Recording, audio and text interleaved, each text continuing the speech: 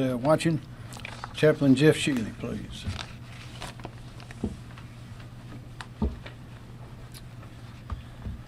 Well, good afternoon, my fellow citizens. At this time, I would invite us to remember the second of our two state mottos, "While I breathe, I hope." So whatever your background or your faith tradition, whatever your convictions, I call on us to pause and to breathe, and to trust that wherever there is breath, there is life. And wherever there is life, there will always be hope. And I humbly ask you now to allow me to pray for all of us. Lord God, the tragedy and chaos of life causes us to be afraid and to despair and to grieve. We lift before you these fears, our worries, and our grief in lament and call upon you to hear us. Hear us and help us. Bring us together and unite us so that we use our resources for those who are in need and alleviate the suffering of our citizens.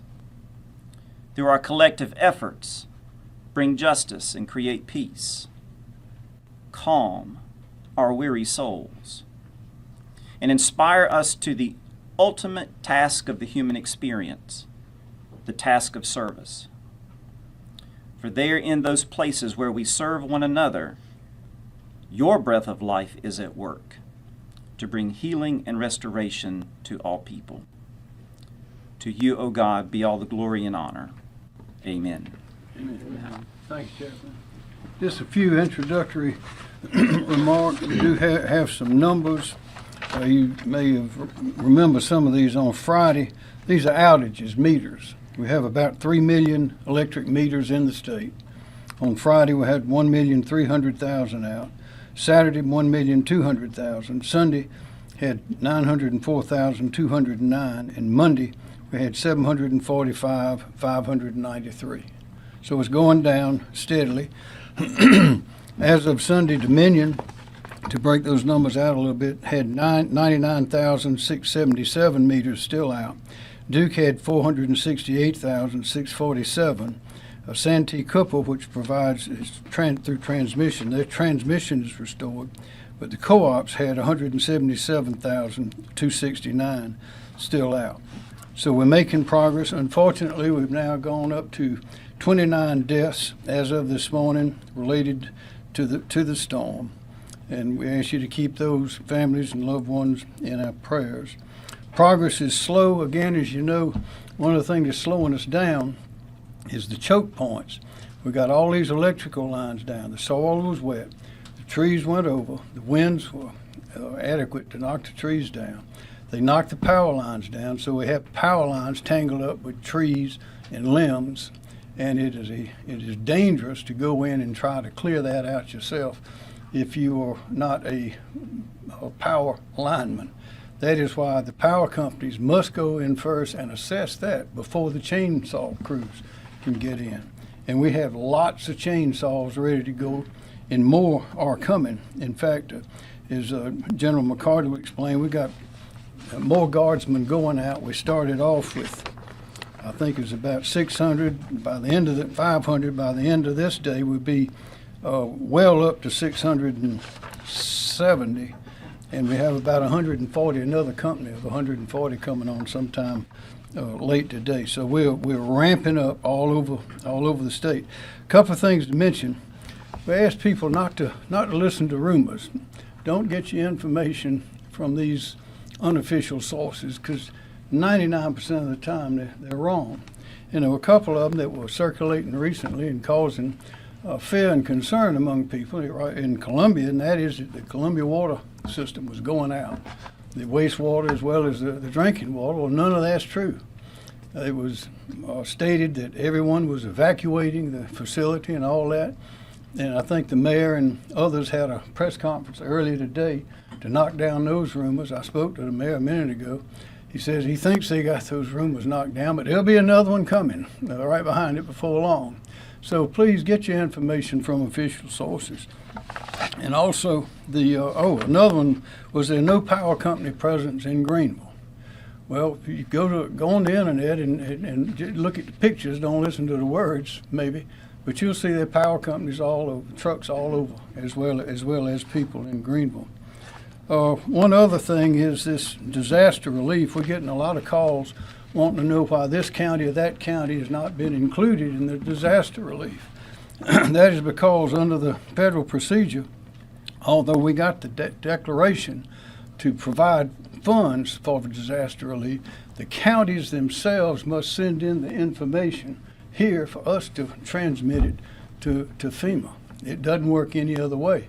And if incorrect or fraudulent information is sent in, that is a federal crime. So we cannot send in information. Director Stinson can explain this again in more detail, but we can't send it in unless it is sent in to us. And it's got to be accurate. And most of the counties have not sent anything in to us to send in. So, county officials, once you get the information, it takes a little while to assess the damages. But once we get that once you get that information, and then we have that information, we get it right in. Again, progress is slow due to that choke point that I mentioned. Still a good warning. Don't go near those down lines. Don't take a chance. Don't put any sort of equipment in the house running. Don't have your generator going. We've had people die because of that, at least one. Also, we don't think that we're going to have any unusual flooding. We think that the flooding that we'll be having, some of the rivers have already crested and are going down. Others are still building up. In Columbia here, the Congaree will be, I don't think it's crested yet. Maybe it's about to crest. We'll hear about that in a minute. But we don't expect any downriver unusual water going up outside of the floodplain. Also, I mentioned the National Guard. We are fully conversant in dealing with FEMA. We got a call, I think I told you before, Deanie Criswell had called several days ago. President Biden called late yesterday afternoon, and we have embedded with us Brett Howard with FEMA. And so we are working that and getting whatever we're entitled to have or allowed to have. And we've got the whole team on the field. Everybody that is available, even some that usually don't go out in the field, they're all out in the field now. And so we have a great team and because of experience, we got a great working relationship with all these different companies and entities, as well as the various counties. So we're making progress, but again, it's going to take a while because of this situation where the power lines are down. They're tangled up in the trees, and that's slowing us down. That is the main hindrance to getting everything going again. John Quarillo. Thank you, Governor. John Quayle with the National Weather Service. So I just want to address some of the concerns the Governor brought up with rumors about flooding in Columbia. So understandably, the river flooding in Columbia is an area of concern, especially with people making comparisons to 2015 floods. Well, there is some flooding to homes and roads adjacent to the Broad and Congaree rivers, such as what we're currently seeing in the Riverland Park neighborhood in Casey, for example. The good news is that the rivers, like the Governor had mentioned, are cresting now in the Columbia area. So for reference, the Congaree River at Columbia appears to have crested at 30.58 feet late this morning. This is the 9th highest crest on record and about 1.2 feet below what was observed on the river during the 2015 floods. I think it's important to stress that we don't anticipate any additional significant flooding to occur. Other areas away from the banks of the Broad and Congaree rivers that experienced flooding in 2015 will not see impacts. Flooding in 2015 was so severe because it was not just the river flooding, it was also torrential rainfall, which breached dams and brought creeks and streams well out of their banks. Also have some good news concerning the Wateree River at Camden.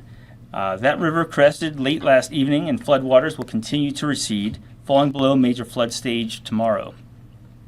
The floodwater will slowly work their way down toward the coast, with major flooding expected on the Santee River in Jamestown by Thursday. Moderate flooding is also possible on parts of the PD. Impacts will be limited, though, to areas more flood-prone right along the river. We also want to urge everyone living along, especially the Congaree and Broad Rivers, to listen to the advice of local officials and remind everyone to avoid driving on any eroded floodways. Thank you, Governor. Thank you. Andrew Bateman, Director, Office of Regulatory Staff. Thank you, Governor. Andrew Bateman, the South Carolina Office of Regulatory Staff. We continue to communicate frequently and work with our utility partners, our federal partners, and other state agencies to help restore power throughout the state. We understand the situation is ongoing. I'll briefly summarize some of the outages that the Governor mentioned earlier. The total statewide outages at this point are 745,593. The top 3 impacted counties are Greenville County with just over 200,000 outages, Spartanburg County with just over 154,000 outages, and Anderson County with just over 72,000 outages. Thank you, Governor. Thanks, sir. President Keller Kassam, Dominion Energy. Keller Kassam, Dominion Energy, just some quick numbers. Totally impact customers on our system now, 440,000. Peak outage, 386,000. So that tells you some customers have been out more than once. I'm delighted to say that we finally broke through 100,000 out. We're at 95,000 out currently. Biggest impacted areas are here in Columbia. You know, everybody says, I don't see any line crews in my neighborhood. Well, they see them today. We tried to explain this. Transmission is substation, major taps that you see, get the commercial operations back up so people can get food, they can get gasoline, and that's the process that we've been through. Now we're in the neighborhoods today, so don't hear that anymore. Aiken, the governor was there yesterday. I was with him. That's the area that's hardest hit. In Aiken alone, general assessments indicate that we have over 1,000 broken poles in the town of Aiken alone. So it's going to be a tough recovery in that area. I just want to say that Team South Carolina extends beyond just these folks back here who help us, Chief Keel, Secretary Powell, Jimmy State, and I'd be remiss with Santee Cooper because they have come in and they offered up 143 line crews on the transmission side to assist us for mutual assistance because of the good fortune that they've had down there. The DOT has been tremendous with our crews working jointly trying to clear these roads. We make sure the lines are de-energized. They come in and provide that support. Brian Sterling, Department of Corrections, has got some chainsaw crews out there for us. And the things that mean the most of all the kind gestures that are shown to our linemen who are out there, no sleep, sweating. We try to keep them fed, but when they go in to get a drink at a restaurant, there are people all over that are buying their lunch, that are buying them food. That just tells you how wonderful and how blessed we are to live in this Palmetto State.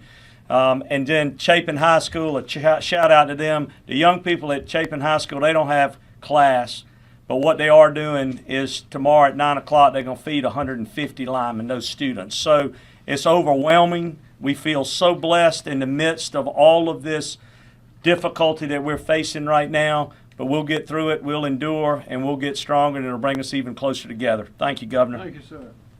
Now, State President Mike Callahan, Duke Energy. Mike Callahan, South Carolina President, Duke Energy. Thank you, Governor, and thank you to everyone around behind me. Team South Carolina is certainly going to get through this, and I just want to express my appreciation for all of the support that we feel, as Keller talked about. So Duke Energy has made significant progress since Friday morning, assessing and repairing the substantial damage to our infrastructure. I just had a briefing on that progress and some numbers for you. The number of customers without power continues to come down, now approaching about 450,000. As of yesterday afternoon, that was 530,000, so significant work there. And that compares to about 625,000 that were without power as the storm left the region on Friday. The poles, wires, and even some of the substations that make up our transmission system experienced significant damage. This infrastructure must be repaired before service can be restored to neighborhoods and businesses. So for example, we had 108 transmission lines that were out of service yesterday, and we have brought back 40 of those into service today. We had 117 substations out of service yesterday, and we brought back 35 of those this morning. And to date, we have restored about 50% of the substations that were damaged by the storm. So the team is hard at work on rebuilding This infrastructure that really serves as the backbone of our system to take power that's generated at our plants and ultimately deliver it to our customers. In terms of resources, we have nearly 6,000 skilled line workers and support personnel on the ground now in the upstate and working strategically as we assign these workers where they are needed most to restore power in an efficient and safe manner. Yesterday, we began sharing with our customers that we expect to have power restored to the vast majority of our customers no later than Friday evening, with the exception of areas that are inaccessible or unable to receive service. And to be absolutely clear, that doesn't mean power will be out for everyone until Friday. It just means that the very last customer that we can restore might be as late as Friday night. But we'll see many customers continue to come online well before that. And the work that we are doing and will continue to do until the last customer has power takes time, as the governor said, and we appreciate the patience. We know how inconvenient this is, how disruptive this is to people's lives. I'd like to end on something that we're focused on every day at Duke Energy. Governor, you mentioned safety. We ask that all drivers in the upstate move over, slow down considerably when they see emergency service, first responders, and utility workers on the side of the road. You know, the move over laws in South Carolina are meant to protect workers, like those working to restore power, from life-threatening injuries. We also ask that members of the public avoid approaching utility workers in the field or entering their work zones as they clear debris and restore power. They have a hazardous and time-consuming job to do, and that requires their full attention to safety. So we just ask that everyone continue to support us in that effort. And thank you again. Thank you, Mike Callahan. President and CEO Jimmy Staten, Santee Cooper. Jimmy Staten with Santee Cooper. Our retail business, as you all know, was not part of we weren't in the direct line of destruction from this storm, and so we were able to restore all of that service on Friday. Our transmission system, however, was hit fairly hard, but not nearly as hard as what Duke and Dominion, the cooperatives, and several of the municipalities in the state have had to deal with. Working collaboratively with the cooperatives, we were able to get our last delivery point on our transmission system on yesterday. So our system is fully functioning now. So at Santee Cooper, our thoughts as being a part of Team South Carolina is that we have transitioned from restoration to mutual aid. And we have provided, as Keller said, we've got over 140 folks out working with municipals, working with the most hardest hit cooperatives. We've sent a couple of crews to Keller on the transmission side to help him reestablish service to those folks. So again, we are dedicated to ensuring that our team stays active as long as people are without power in South Carolina. Thank you, Governor. Thank you, Mr. Staten. President and CEO Rob Hochstetler, Central Electric Power Cooperative. Thank you, Governor. Rob Hostetler, President of Central Electric Power Cooperative. I'm here representing all 19 electric cooperatives of South Carolina. My colleagues have done a good job talking about Helene and the devastation, the utter destruction. I thought I would focus on what makes the cooperatives unique. We serve about a third of the population, about 2/3 of the land mass. We operate in all 46 counties in the state. Our peak count of outages was 425 meters without power. Today, crews are working around the clock. People work in the evening as well. We have more than 300 additional people who have come in from outside the state to join Team South Carolina, coming from many states, through mutual aid. These people come in trained and ready to go to work. Our eastern cooperatives that weren't hit as hard are all helping the western cooperatives put power back in place. I would like to say the cavalry is here, but the cavalry continues to show up. More people are showing up every day from these states, some as far away as Kansas and Iowa. As Mike mentioned, it could be a week or more for some people to get their power back, but people will be getting power back during that time. We serve some of the most rural and remote parts of the state, and that takes time to get there. The exception being those very limited places where there just is utter destruction. This is unprecedented damage. The western side of our state saw what I call the dirty side of the hurricane. That northeastern side is where you get utter destruction. More rain, more wind, more damage. And so this is not a typical storm restoration for our state in that part of the country, that part of the state, the upper part of the state. It's a rebuild. And that's the way I'm starting to think of it. It is harder to rebuild in mountainous areas than it is where it's flat. We're still assessing damages in those areas that we cannot get to because of the thousands of trees down. But just a couple of stats. Last time I checked, more than 1,900 poles were snapped. Just for context, it takes about a four-person crew up to 4 hours to replace a single pole. So that's a lot of work to be done. Co-ops by nature are not as dense, so a few poles for us might only bring on a few meters, where a few poles in more suburban areas might bring on full neighborhoods. We are making progress. A good way to explain what all my colleagues talked about is thinking about we deliver electrons like cars are delivered on highways and interstates. The transmission system is the interstates. The delivery points that you heard them talk about are the exits off the interstates. We depend on them, Keller from Dominion, Mike from Duke Energy, Jimmy from Santee Cooper, to get those interstates open and get the exits open so that we can go get the service on the roads that run in front of your home, in front of your communities. That's what we call distribution. That's what the co-ops do. A little bit about what our employees are doing. Every employee is working on these things in the state. It's around the clock. It is a dangerous work. As Mike said, give them space to do their jobs, offer them some breath. They live in the communities they serve. They know how important it is, electricity, to all of us every day. They get it. One good example to me that really hit home was a crew member at Black River Electric out of Sumter, South Carolina. Unfortunately, their home burned to the ground, total loss on Friday. That person was back to work on the weekend to help other people. And I just think that's amazing. We get it as society, electricity is important. The few people, and really multiple people, that are asking, what can we do to help? And I would tell you what you can do to help is, one, be safe yourselves. Please be safe. Offer some patience to the employees that are out working. Give them space to do their work. I've had employees ask me to ask the same thing. Please slow down when you're working around them. A few tales of people bypassing cones, forcing people to jump out of the way, and that's destructive. Bear with us. We're working. Offer space to people doing their jobs. Let them do their jobs. Thank you, Governor. Thank you. Kim Stinson, South Carolina Emergency Management Division. Thank you, sir. Kim Stinson with State EMD. The State Emergency Operations Center remains at OPCON 1, Operating Condition 1, which is our highest readiness state.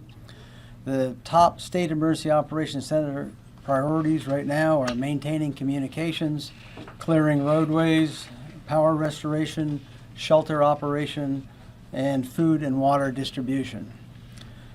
We have 10 of our personnel that are deployed to the heaviest impacted counties here in South Carolina, and we continue on a constant basis to closely coordinate with the county emergency management personnel. At the county level, they currently have 10 counties at operating condition 1, which is the highest level of alert, 11 at operating condition number 2, which is the enhanced level of awareness, and 25 are at operating condition 3, which is steady state operations. Their operational focus includes, similar to ours, power restoration, road clearing operations, shelter, and food and water distribution. Damage assessment is ongoing in the affected counties, but we do have some preliminary data. On the residential side, we've got 15 counties that are reporting 519 damaged homes, of which 21 are destroyed and 200 with major damage. Public assistance costs, that's the infrastructure damage and emergency protective measures, are being reported by 36 counties for a total right now of $14 million. And then county governments, right today, we're closed in 14 counties with 1 county on delay. In the logistics area, our Winsboro warehouse is operational with food, water, and tarps. Contracts for general logistics, transportation, fuel, and food have been activated. So far, we have actioned 450 requests, of which 145 have been completed and 305 are in progress. The most requests are for food, water, fuel, and chainsaws. And under the Emergency Management Assistance Compact, we received 2 search and rescue teams from Louisiana. We also have our public information phone system is operational for residents to call in with any questions, and the number is 1-866-246-9700. 0133. On the federal side, an expedited major disaster declaration for South Carolina for Hurricane Helene was received last night. And the expedited declaration includes 13 counties for individual assistance. That's Aiken, Anderson, Bamberg, Barnwell, Cherokee, Greenville, Greenwood, Lexington, Oconee, Newberry, Pickens, Saluda, and Spartanburg counties. Then 12 counties for public assistance, and that's debris and emergency protective measures, were Aiken, Anderson, Bamberg, Barnwell, Cherokee, Greenville, Greenwood, Oconee, Newberry, Pickens, Saluda, and Spartanburg counties. All counties are also eligible for funding under the Hazard Mitigation Grant Program, which funds mitigation projects designed to limit the effects of future disasters, and that can range from wind retrofits to elevating homes. Counties can be added later for both individual or public assistance once damage assessment activities have been completed. Normally, there is a more deliberative process in requesting federal disaster assistance, which involves conducting joint damage assessments with FEMA personnel, which can take several days and sometimes even weeks. As an example, joint damage assessments with FEMA following Tropical Storm Debbie in August took nearly 2 weeks to complete. With Tropical Storm Helene, it was clear that there was significant damage, and so we thought it best to expedite the request to at least start the process to receive federal assistance faster than normal. Accordingly, the expedited request was based on residential damages reported here at the State Emergency Operations Center, storm-related fatalities, heavy power outages, and vulnerability of affected populations. And we do have a federal coordinating officer, Brett Howard, who is here to coordinate that federal assistance as it becomes available. Thank you, sir. Thank you. Major General Van McCarty, South Carolina National Guard. Thank you, Governor. Major General Van McCarty, the Military Department of South Carolina. As the Governor initially said, we have over 600 soldiers who are currently deployed for state active duty. We are in the process of bringing on additional personnel to ensure that we have the resources to meet the demands of the state. We continue to have significant aviation assets to support all needs, to include the SC Heart mission that has been uniquely used in this particular case. We, through the Emergency Management Assistance Compact, we EMAC'd 2 UH-72 helicopters and 2 CH-47 helicopters to North Carolina. 2 of those UH-72s are part of the SC Heart mission, the Helicopter Aquatic Rescue Team. They rescued 20 folks in North Carolina yesterday, so they made a difference. They saved lives. As we continue to bring on forces, we are also in the process of EMACing additional forces to South Carolina from the state of Florida. A unique EMAC for us, we're bringing in an Air Force but Air Guard resource from Florida. It's called a Red Horse unit. It's a small unit, but it brings a lot of capability as it relates to what we need right now, and that's debris clearing capability. So we look forward to having those soldiers or airmen from Florida tomorrow. We're also in the process of looking to other states to bring in additional resources, and we will adjust those resources as the situation requires. We're also working with our State Guard, integrating them with missions for support to the counties. To this point, we have been focusing most of our missions with our engineers to support South Carolina Department of Transportation and ensuring that we can get the state highways back up. We're in the process now of shifting our focus of work from that mission, and we're going to now, focus our work to the counties. We're going to deploy engineering assets to each county. Those counties will have the opportunity through their emergency operations centers to prioritize their needs, and our soldiers there will help them recover as the situation requires. We're in good standing here in South Carolina. We have plenty of resources both in the South Carolina Guard, and we can certainly reach out to other states and to Title X to help us in the recovery process. Team South Carolina will get through this. Thank you. Thank you. General Secretary Justin Powell, Department of Transportation. Thank you, Governor. Justin Powell, Secretary of the South Carolina Department of Transportation. SCDOT is not slowing down, but is in fact speeding up with our recovery from the tropical storm Helene. Our workforce is fully engaged and continues its 24-hour operations in response to this. To date, we now have 87 additional DOT and contractor crews that have been moved into the affected area. That's up from 60 crews that were available yesterday. Continue to do that, and we will continue to send additional people and equipment into the affected areas until we get the job done. We ask for the public's patience through this disaster. I encourage motorists when they come across, whether it's a public works crew, a DOT crew, a utility crew, a public safety crew, a National Guard crew, any of those working on the side of the road, slow down, give them their space, make sure that they can do their jobs. We want everyone to get home at the end of the day. At present, we have 480 roads closed across the state, but we have reopened 287 routes so far. As power companies focus more on getting into the distribution side of things, we will be able to be reopening more routes as they untangle the power lines that are on the trees that are in the roads. SCDOT is working very closely with the utility providers and assisting them in clearing the trees and so we can get the power grid restored as quickly as possible. I do want to talk a little bit about the water levels on the Congaree and Wateree rivers.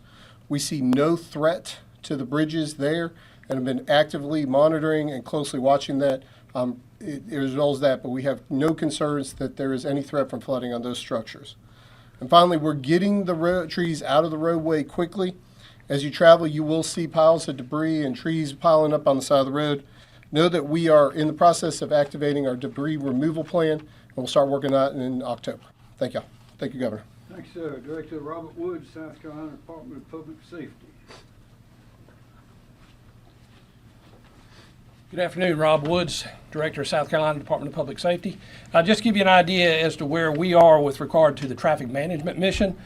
First of all, our calls for service, and when I say calls for service, what I reference is collisions, assist motorists, blocked roadways. Those have been trending downward over the last couple of days. They peaked on Friday at around 2,300. We got to just over 1,000 on Saturday, and then yesterday it was about 570. During the morning hours, our first shift today, 6 a.m. to around 11 a.m. during those first few hours, we were back to about 120 calls for service. So we're trending back to normal. What that means for us is now we can shift our focus of effort to assisting SLED with law enforcement missions, and that's where our personnel will be primarily concentrating in their efforts. So for example, we've got 196 personnel from the South Carolina Highway Patrol and State Transport Police assigned statewide right now. 121 of those are in the upstate area, which is where the greatest, obviously the greatest impact of the storm is. So those folks right now, those officers and troopers are primarily conducting high-profile law enforcement patrols, but we're also available to assist SLED with specific law enforcement and security missions. Lastly, I would just share this with you, again, going back to the safety message. Roadways in some instances still blocked by trees and in some instances water. Please be aware of that. Avoid those things. Please use extra caution while you're driving. In addition to that, we still have some areas where intersections are not under traffic control or normal traffic control signals. Please be aware in some instances we've got law enforcement out there directing traffic. Pay attention to the law enforcement. And as I mentioned the other day, when you come up on an intersection and there's no law enforcement there and there's no traffic signal that's functioning, treat that like you would a four-way stop. So as you're coming up to a stop sign, stop. If there's a vehicle to the right, yield to that vehicle. Thank you. Thank you, Director Wood. Chief Mark Keel, SLED. Mark Keel, SLED Chief. ESF 13, SLED, DNR, Triple P, SCDC, and DPS are currently providing 52 agents, officers, or troopers in 10 counties and 4 cities to support sheriff's office and police chiefs with security-related missions. Those counties include Aiken, Cherokee, McCormick, Edgefield, Saluda, Lawrence, Union, Greenwood, Spartanburg, Kershaw counties, the city of North Augusta, Union, Greenwood, and the city of Pacolet. In addition, Conway Police Department has 5 officers that will begin assisting Union City tonight. They're in travel status as we speak. ESF 13, again, those agencies I just mentioned, those state agencies, we have staffed additional teams for deployment to additional counties to provide increased law enforcement presence to maintain order and visibility. We're anticipating using an additional 132 law enforcement officers. This will involve the counties of Abbeville County, Cherokee County, Allendale County, Anderson County, Barnwell County, Bamberg County, Edgefield County, Greenville County, Hampton County, Lawrence County, Lexington County, McCormick County, Newberry County, Oconee County, Pickens County, Union County, and Spartanburg County. We're also assisting with food drops and distribution locations to secure those resources until they are distributed out to the citizen. We have all our aviation assets are available for missions or assessments, and we will continue to maintain contact with our local law enforcement partners and respond to any requests they have for additional services. Thank you, Chief Keel. Director Emily Farr, LLR. Thank you, Governor. Emily Farr with the Department of Labor, Licensing and Regulation, here to provide an update on the state's firefighting and search and rescue efforts organized through our Division of State Fire. In response to requests from the counties, our search and rescue and firefighting missions are continuing to support missions in the upstate counties with urban search and rescue teams and fire department resources through firefighter mobilization. As of today, we have 228 personnel assigned throughout the upstate. They are providing access to conduct welfare checks during our search operations. We also have one FEMA team that arrived from California last night. They are operating in Greenville County today. We expect another FEMA team also from California arriving later today that will be operating in Oconee and Pickens counties.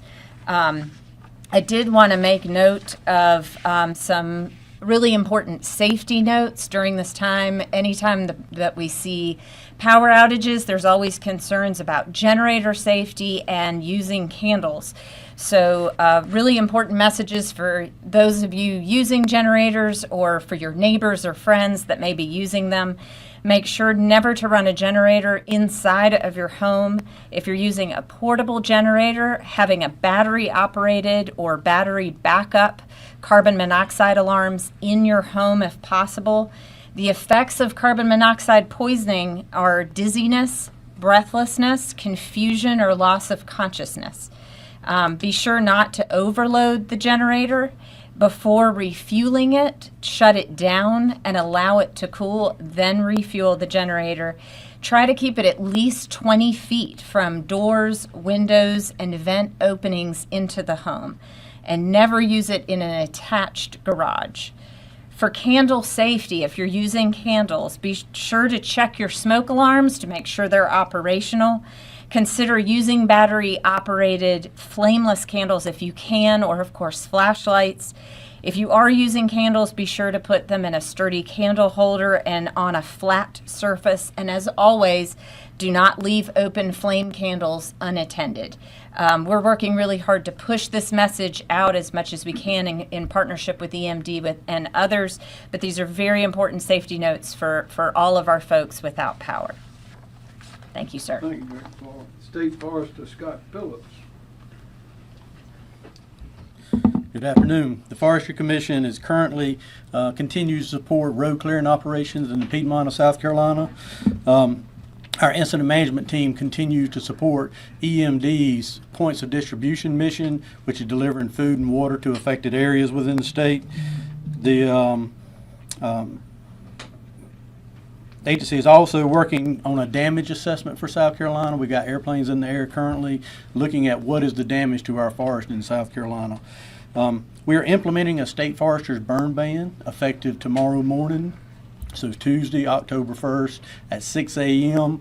The purpose of that burn ban is to relieve strain on first responders that are currently out there working in the field. As the governor said a while ago, we need to keep all the players on the field out there. And so we don't need to be pulling away our firefighters from road clearing missions or emergency response to go to fires, debris fires in somebody's yard. We will reevaluate the need for that burn as power and access are restored into the damage affected areas. Thank you. Thanks, sir. Director Mike Leach, Department of Social Services. Thank you, Governor. Mike Leach, DSS. As of 2 p.m. today, South Carolina currently has 16 total shelters open, 10 general population shelters, and 6 medical needs shelters open across the state, supporting around 206 individuals. Currently, we continue to work with Department of Public Health with operation of these sites with Red Cross and a few other organizations. And we continue to work on feeding programs. We have a mass feeding sites currently available in the following areas: Aiken County, which is servicing Aiken, Edgefield, and Barnwell counties, Saluda County, and the southern part of Richland County, Gadsden area. And those are being operated by the Salvation Army. And just want to thank the communities and churches and businesses that are working with their local communities and the citizens to make sure that there is feeding and water. Thank you. Thank you. Dr. Edward Seymour, South Carolina Department of Public Health. Thank you, Governor. Good afternoon. Dr. Ed Simmons, South Carolina Department of Public Health. First, wanted to give an update on our healthcare facilities. Thanks to great work from our utility partners, all of our hospitals have had power restored and are fully operational and open, so that's very good news. We still have nursing homes and assisted livings and other facilities that are running on generator power. We are working closely with them. All of their patients are being well taken care of. They have adequate food and fuel, and we, again, are checking in on them regularly. From the medical needs standpoint, Director Leach mentioned that we have the medical needs shelters. Those are for people who have medical equipment and need a secure source of electricity to run that medical equipment. If you think you might be needing one of those, please call us at 1-855-472-3432. Again, 855-472-3432. We will work with you to identify what your needs are and then get you to one of our shelters if that's appropriate. I will also note we know there's a number of people who need medical oxygen, and that has been a challenge. We have secured a supply of medical oxygen, the small bottles, the personal size bottles of those, and are currently transporting that to the upstate in a number of different areas and working with our counties and the medical facilities up there to develop a distribution plan, and you'll be hearing more about that very soon. Finally, just a couple of public health issues to be thinking about. One is food safety. If you have food in a refrigerator or a freezer without power, it's time to throw it out. Please make sure you put it in a secure container so wild animals don't get into it, but that food is no longer safe and unfortunately needs to go. Also, please make sure that if you have standing water that you're able to drain, get rid of that. We're very concerned about mosquitoes and mosquito-borne illness after this storm. The less standing water we have, the less mosquitoes we will have. And finally, if you're working in your yard, you're working to clear debris, be careful of heat illness. The heat index is going to be in the mid-80s in the upstate the next several days. That's certainly hot enough if you're working hard to develop heat illness. Make sure you're drinking water, taking frequent breaks, and if you start to feel overheated, find a cool location to cool off so you don't succumb to heat illness, which can have serious outcomes. With that, sir, thank you very much. Thank you, Ed Seymour. Interim Director Myra Reese, South Carolina Department of Environmental Services. Thank you, Governor. Good afternoon, Myra Reese, Department of Environmental Services. The team at DES have been very laser focused on the following areas of responsibility and priorities, beginning with dams.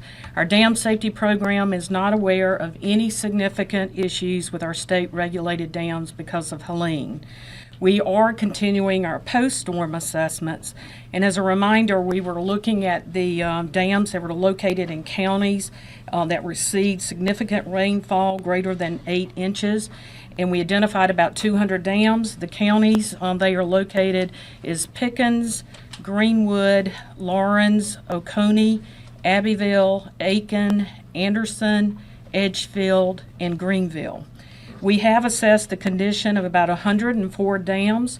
45 of those we were able to get to the site and have staff assessments.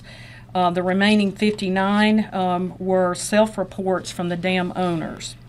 The concerns with overtopping of dams have greatly diminished. However, debris accumulations in spillways is a concern both now and in weeks to come as runoff from rainfall washes into reservoirs, including limbs and debris. So this is a message to our dam owners. We're asking you to continue monitoring water levels and continue to ensure spillways are clear and free of debris. In addition, you should also monitor for voids in the dams created by fallen trees. If voids are noted or any assistance is needed for our dam owners, please contact our dam safety staff at 803-898-4050. Again, 803-898-4050. We're on call 24 hours. Drinking water, no issues have been reported related to the supply of public drinking water to our citizens. As the governor mentioned, we're aware of a lot of misinformation being spread right now about drinking water and wastewater operations. The governor mentioned the city of Columbia held a press conference earlier today to address those rumors, and we're aware of other utilities working to clarify misinformation as well. I just want to strongly encourage everyone to please get your information directly from the utilities themselves. Please don't rely on hearsay or social media posts unless the social media updates are directly from the utilities themselves. We continue to reach out to drinking water and wastewater systems across the state, especially those in the heavily impacted areas, so that we can monitor their status. And one in particular area is to check on fuel supply status for those that are relying on generator power until permanent power is obtained. We have been in direct communications with many of these systems, down from the largest to the smallest. And they all are currently able to treat and distribute drinking water to their customers, and we're working hard to make sure it stays that way. We do continue to receive notifications of drinking water facilities that are taking precautionary measures to conserve water, and in some cases issuing boil water advisories because of low pressure within the system.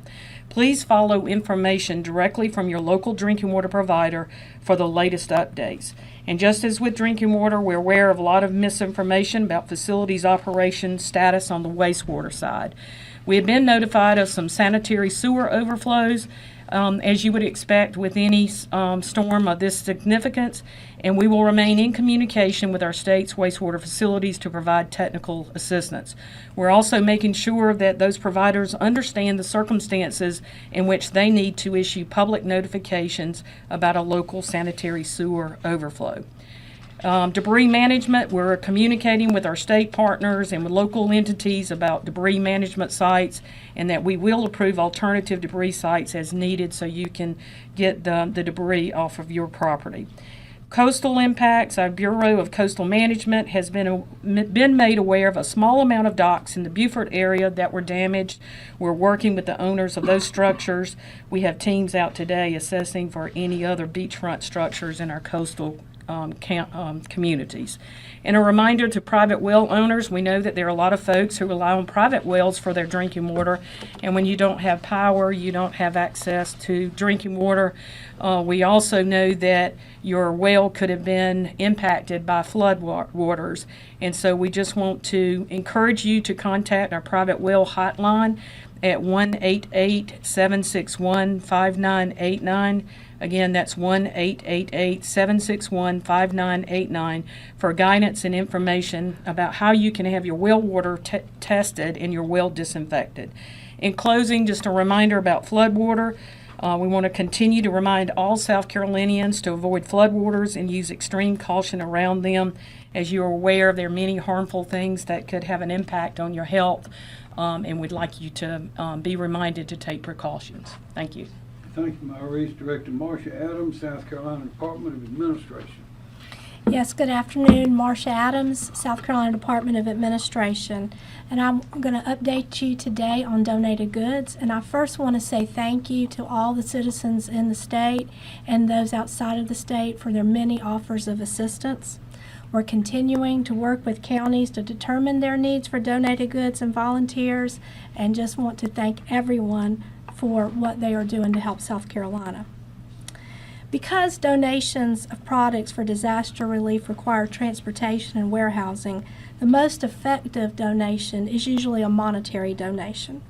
Charitable organizations assisting South Carolina victims can use those donations to purchase locally, if possible, the exact items those victims need to recover. We are requesting that all monetary donations, food, or other donated goods be sent directly to South Carolina voluntary organizations who are assisting our state with a disaster response. A list of those organizations can be found at scemd.org/recovery/volunteer and donate. For people interested in volunteering, you can also visit that same website where there is a link to volunteersc.org to register to volunteer. Many volunteer opportunities require specialized training, and we want to ensure that all volunteers are safe during the response and recovery activities. Please do not self-deploy, as unexpectedly showing up at a location will create an additional burden for first responders. As public officials and disaster relief organizations identify specific needs, if you are registered, you will be contacted. Again, thank you for all of the offers for assistance. Thank you, Governor. Thank you, Mark. Well, that's a lot of information. Does anybody have a question? As you can see, we've got a great team. Team South Carolina's a great team. Governor? Yes, sir.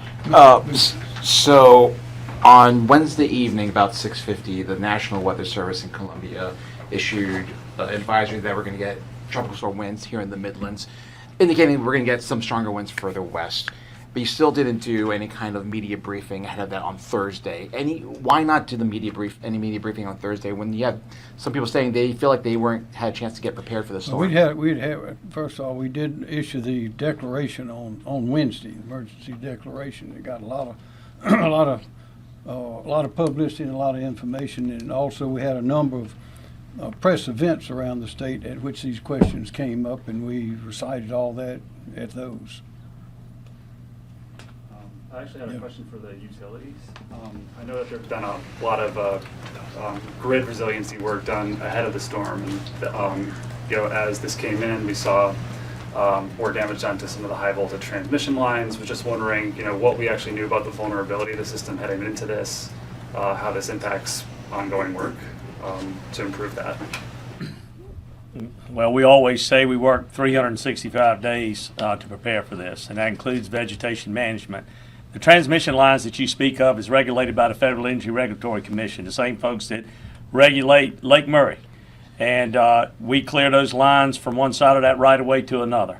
We are under extreme rules and regulations. If we have a tree that falls into a power line, if it doesn't come off that right-of-way, then we're subject to fines and censure by that organization. So we have a team of arborists and foresters that stay on that at all times. You need to understand we do a lot of work where we put in steel poles. Steel poles are resilient of winds up to about 150 miles per hour. And on our system, as I won't speak for the Duke system, but I can speak for Jimmy's system, we have voltages of 230,000 and 115,000 volts. We have also what we call sub-transmission, which is kind of transmission distribution is 46,000 volts. Some of that is wood poles. Wood poles, you get a 70, 75 mile per hour winds, which is what we had. You're going to have problems. That's kind of like the same thing with the distribution. So that's basically where we've got trouble. We don't have it where we kind of did our grid resiliency with the steel poles, and we replace those as we go in, as the state grows, and as we go in there and have issues. So that's a 365 days. Some lady sent me an email saying, why didn't y'all go out and make the system safe before the hurricane came? And it's just, that's impossible to do. We're doing it every day.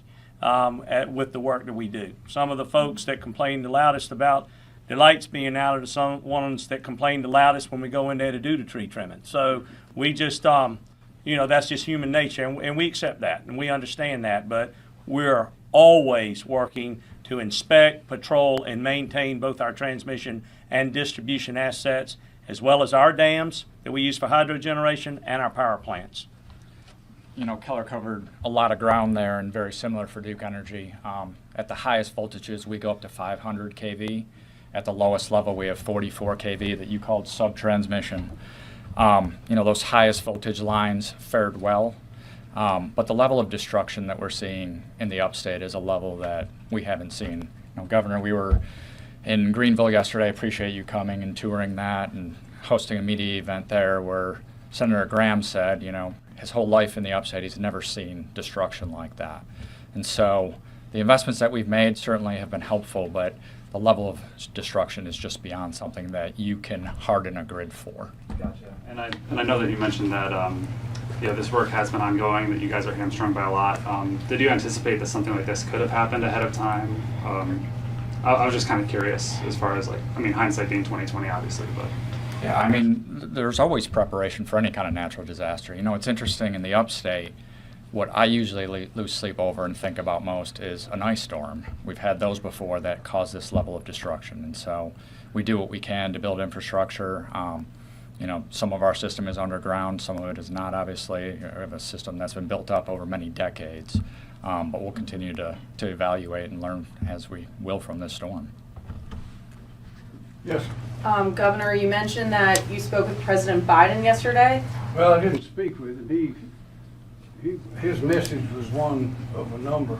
Okay, and what specifically are the feds providing for? That's what we just talking about. Yeah. He referred to that the declaration and how FEMA has been working with us, and I had spoken with Dina Criswell, the FEMA administrator, a day or two prior to that. He left a message.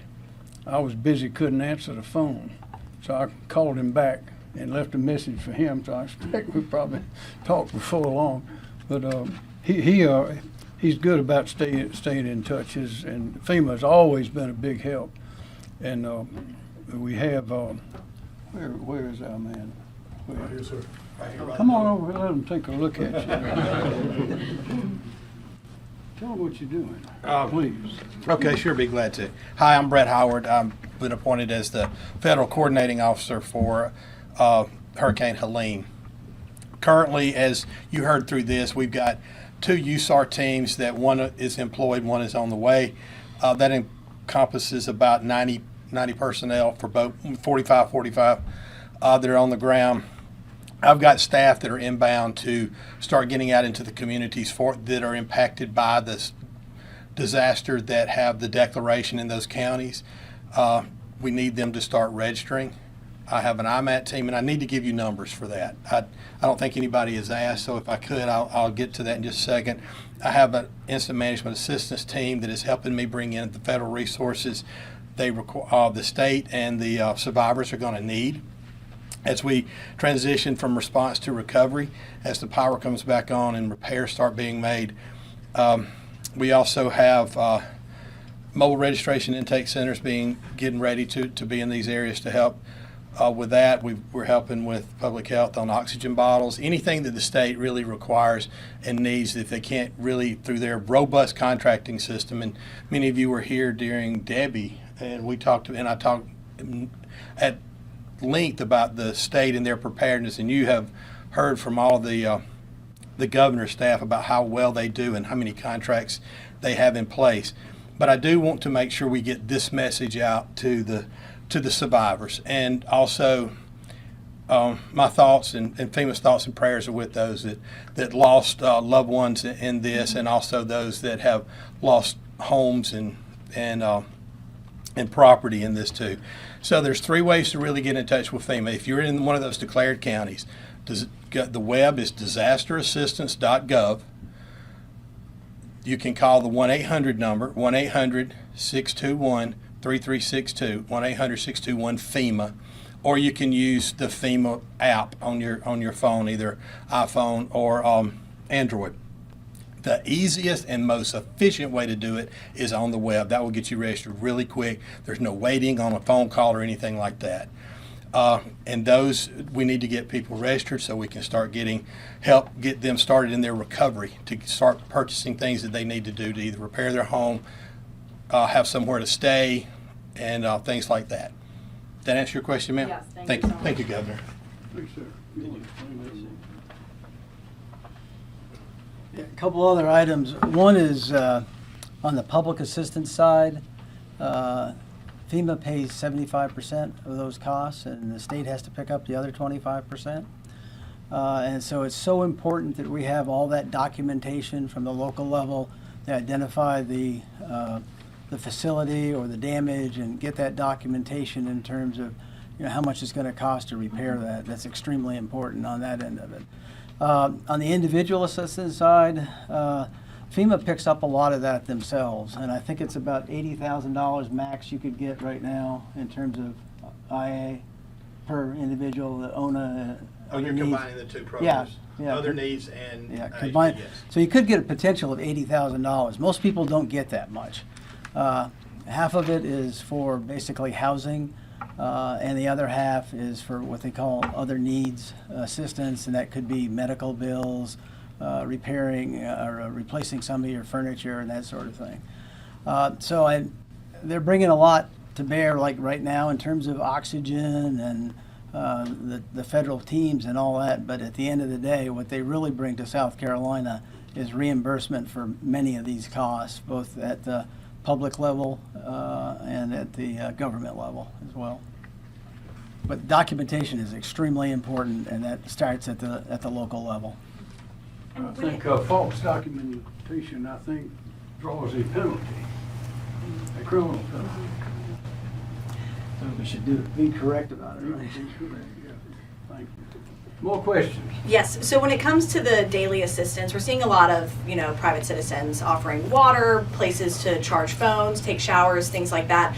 Other than shelters, is the state offering any other places to do that? Just to kind of get water, food, anything like that? Well, several people have talked about these points of distribution that we're supplying food and water to the counties.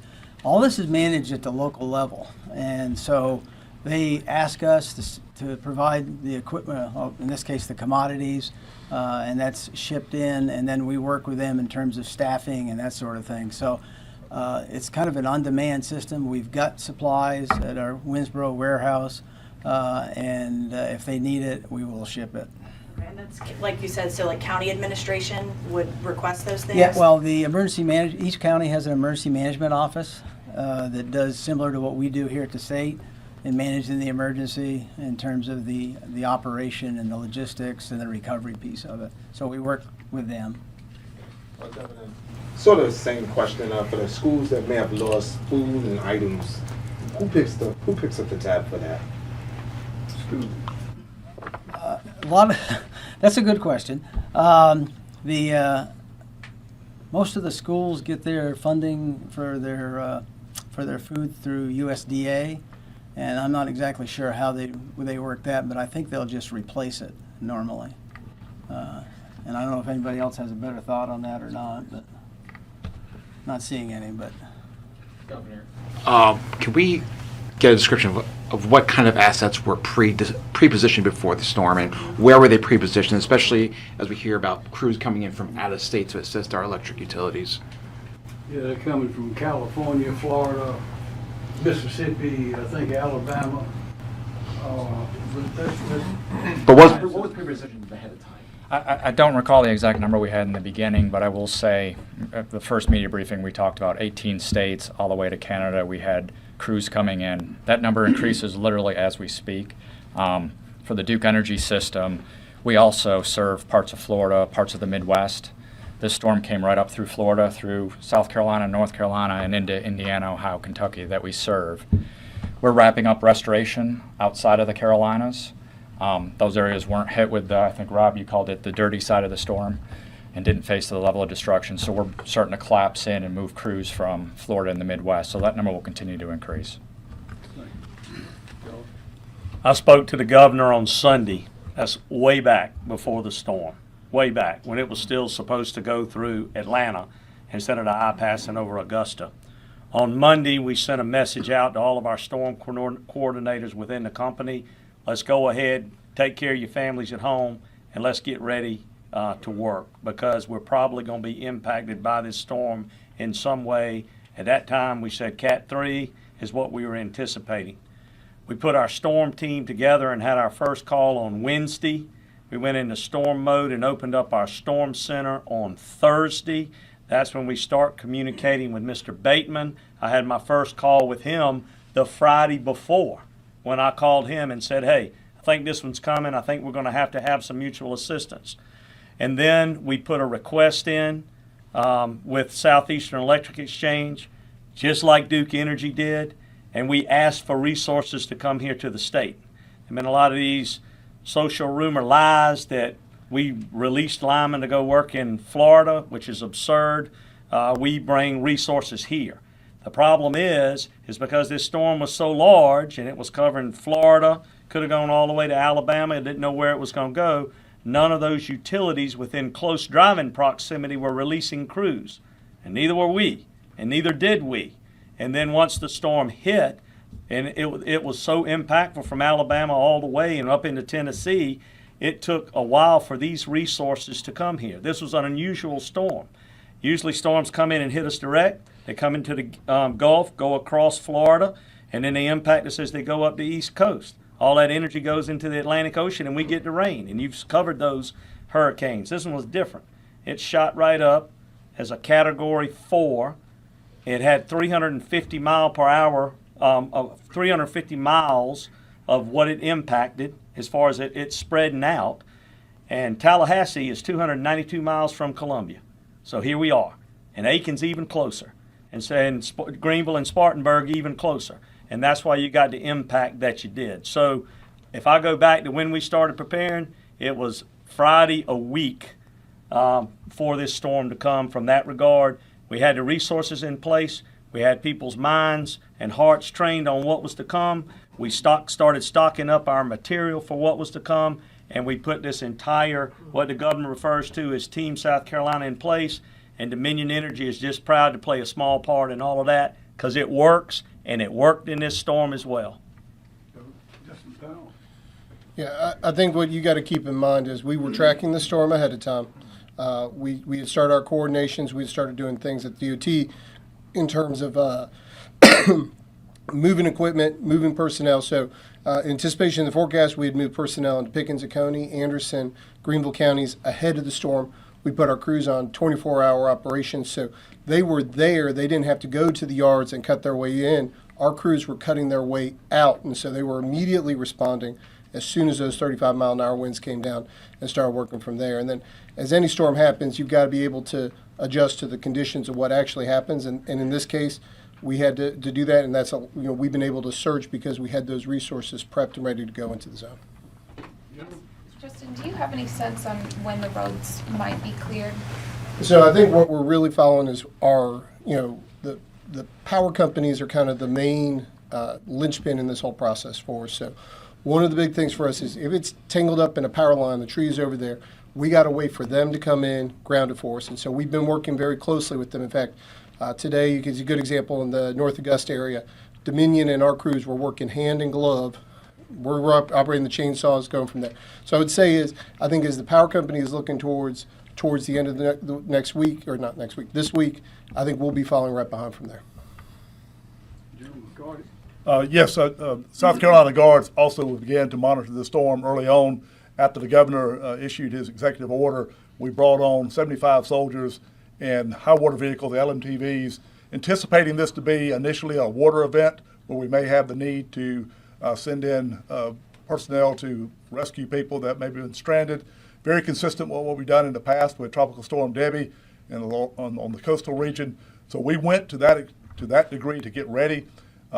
Immediately after the storm hit, we realized that we had a different storm to contend with. We had already brought in our engineers that are in the headquarters at the 122nd Infantry Battalion in Edgefield immediately began to do what we call immediate response. They had to be able to dig themselves out so they could begin to poise themselves for the missions that they have been conducting now since then. So we leaned ahead, but the storm, as you've already heard, was a lot more impactful than what we had initially anticipated, but it was a planning process based upon what we knew that we enacted upon.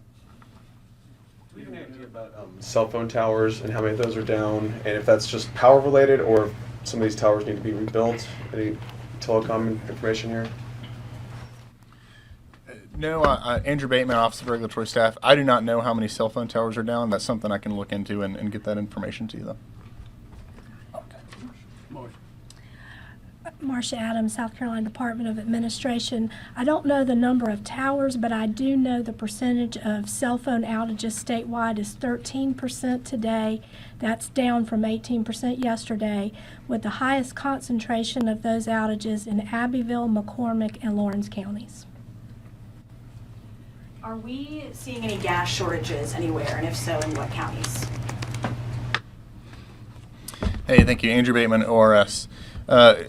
We've been in frequent communication with gas suppliers throughout the state. Our contact at Colonial Pipeline tells us that there is not a gas shortage. There are some stations that are out of power currently. I think right now probably a good resource for folks to use would be gasbuddy.com. You can download the app or get on the website, and it'll indicate to you which gas stations are open and actually indicate the prices. Governor, Clemson's widely criticized for playing their game on Saturday. What do you think they should have done? That is a good question for Clemson.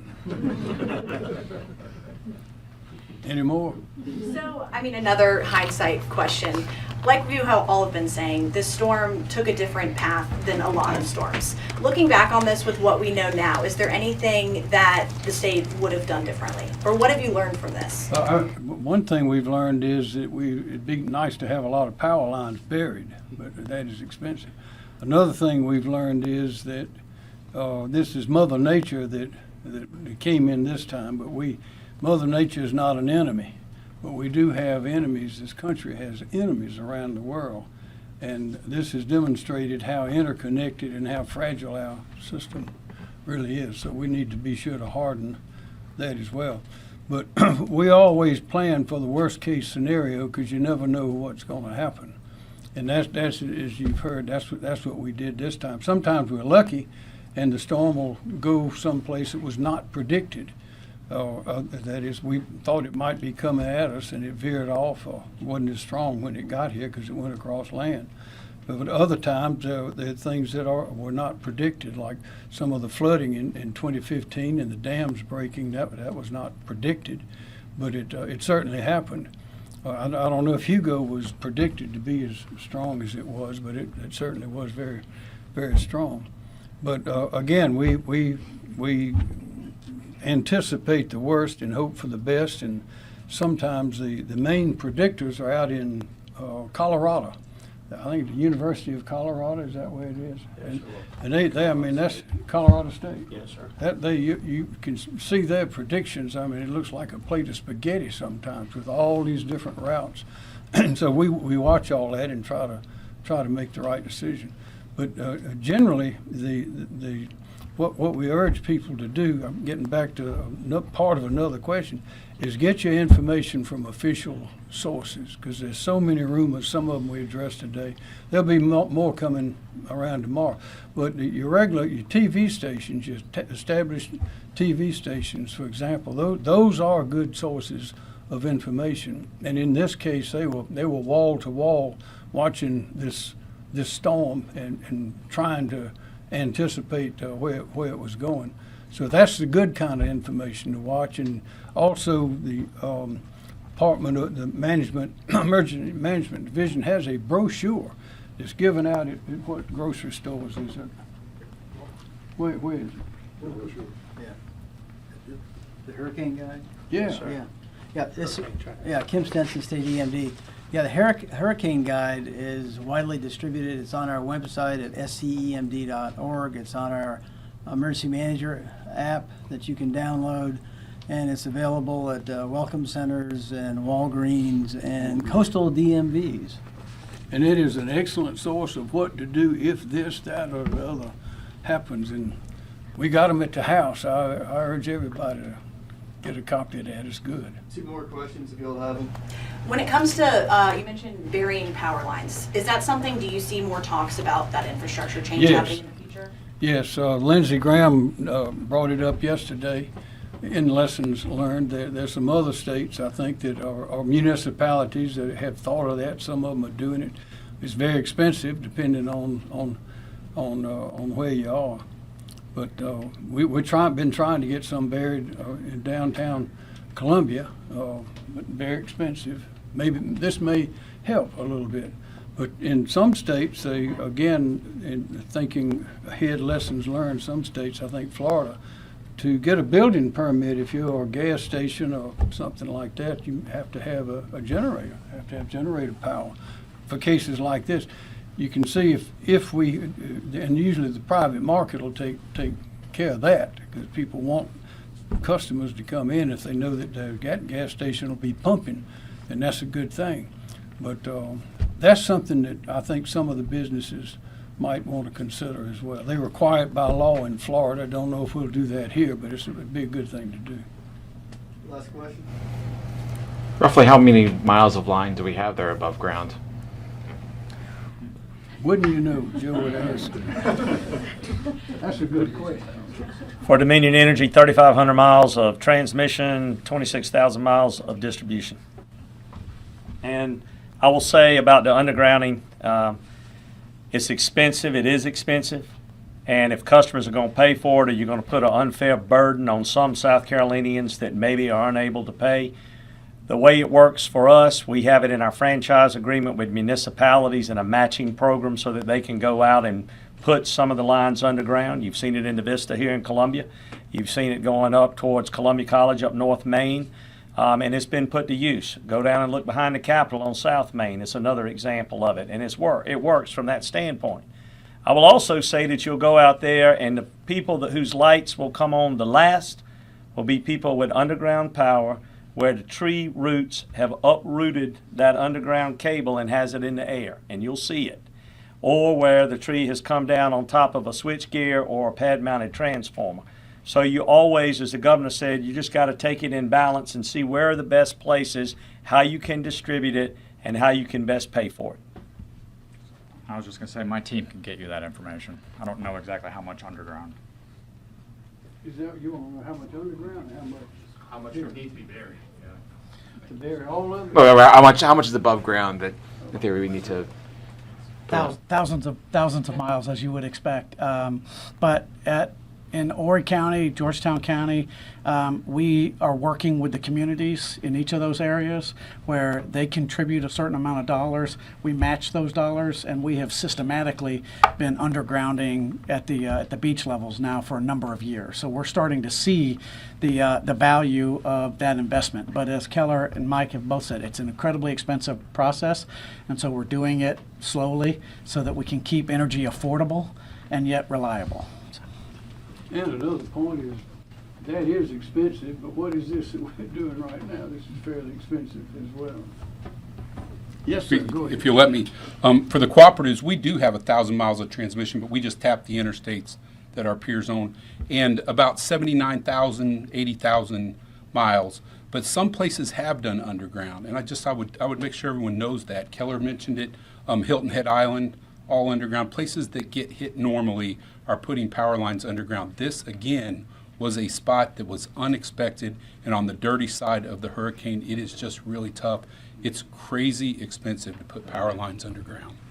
Well, y'all, thank you very much. We're not out of it yet. We have a lot of work. I'd ask you everyone just to be patient and realize that this great team we have is working to get things back humming and do keep your neighbors, friends in your prayers. Thank you.